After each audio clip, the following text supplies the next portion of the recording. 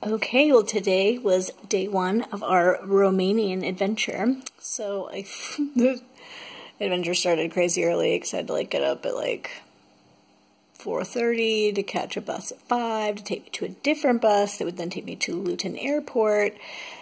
Then I caught a Wizz air flight, which was less terrible than I expected, all the way to Cluj-Napoca or something like that, in northern Romania, where we rented a car, finding out only later that we inadvertently, he signed us up for $22 a day of insurance. Annoying. But later, when we got rear-ended by some dummy lighting a cigarette, and it was not a big deal. He ran only 5 miles an hour through some town.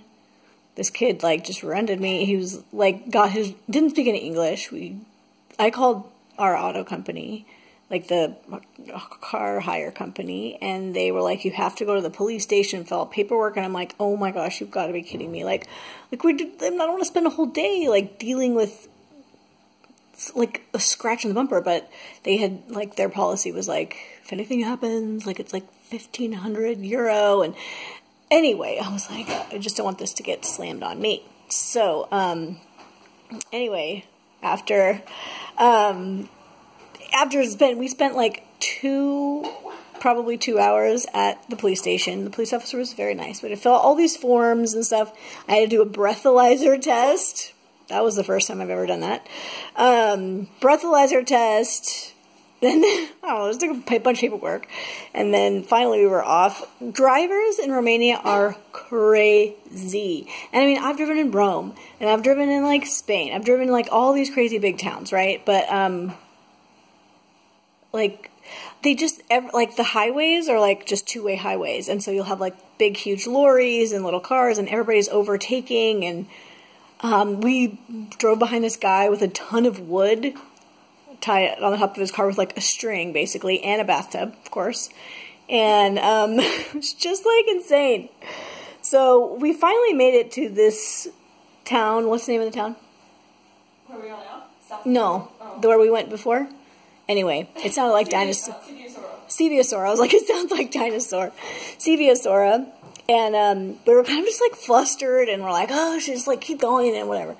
But we ended up walking around there, and it was actually really, the old citadel was, really, really beautiful. This big, old fortress, and these bright colored buildings inside, and they had this really cool church at the top of this covered walkway, and a really cool, creepy cemetery, which I loved. And we were there in sunset, which was beautiful.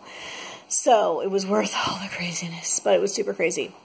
So we did that, and then we found Wi-Fi randomly. My phone, of course, had died at this point. And booked a random, little hotel. Figured out how to get there without a Google map, which was difficult. And then we checked in here, and it was awesome. There's this woman, what's her name? Anka.